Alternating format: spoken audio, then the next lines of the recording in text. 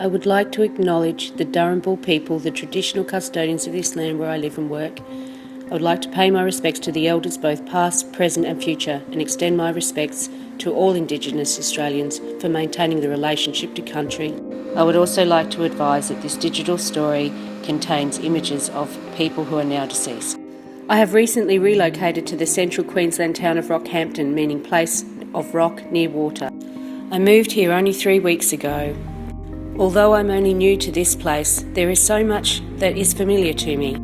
As I walk around the town, I see the same architecture of the imperialistic heritage buildings built by my ancestors at the time of the British settlement in early 1800s. The houses line the tar and asphalt streets with shop fronts and pubs on the corners.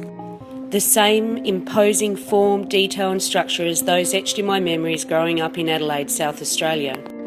As I walk around, it is clear to me that there is no evidence or attempt to preserve the natural environment. The mountain range looms in the distance, seeming to shadow the town with an immovable defiance and determination. The mountain stands as a silent witness to the European colonisation that led to the irreconcilable separation from her sister river and her children being forced to the fringes where she could no longer protect and nourish them. The word Darumbal in Bayali language means where the mountains meet the river. There appears to be no trace or acknowledgement that this land belongs to the Darumbal people. I go into the town centre and walk by the river, named Fitzroy River, named after one of Rockhampton's founding fathers. All the streets are named after the early explorers, early settlers, farming families and businessmen. The concrete banks and bridges strap and harness the river into servitude. It is only by looking beyond the constructions and glimpsing small pockets that I can imagine the many thousands of years this river provided food and water for the Darumbal people. And yet, there was no sign of them ever being here or using it. The same river bears the scars caused by European settlers and white Australian governments in only 160 years. Clearly, the reasons for this is the practices of the traditional people were centred on preserving and only consuming what they needed.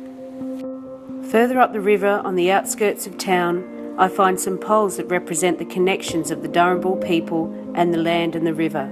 They seem out of place, almost stuck there, non-authentic. Erected only 5 years ago, it seems like a poor attempt of recognition, like this is enough to represent the traditional owners of this land and will make up for the otherwise deliberate invisibility. I also find some mosaics that tell a story of the river, but I don't know what they mean. There is little known about the Darumbal people, so I locate the Dreamtime Centre, which is located out on the fringes of town. I learned that the Darumbal tribe comprised of 6 clans that stretched across to the Great Keppel Island. Most were pushed to the fringes to make way for pastoral land and mining for gold. A mission was established 500 kilometres away in a place called Woorabinda. Others were forcibly removed and massacred. There will be no justice for these crimes or reconciliation for the dispossessed people, their identity lost, and the truth is forever buried silently in time. I struggle to make sense of the atrocities committed by my ancestors and feel confronted with the truth of my Australian cultural heritage. The attitude handed down to me was that these were the crimes of our long dead forefathers, that the responsibility of the past lies with them, and that I am somehow removed from these actions. But this attitude cannot console me now the truth is unveiled. These attitudes perpetuate and indulge the propaganda and colonialism that our nation has been built on. Any form of justice remains silently buried within the white privileged structures of our modern society.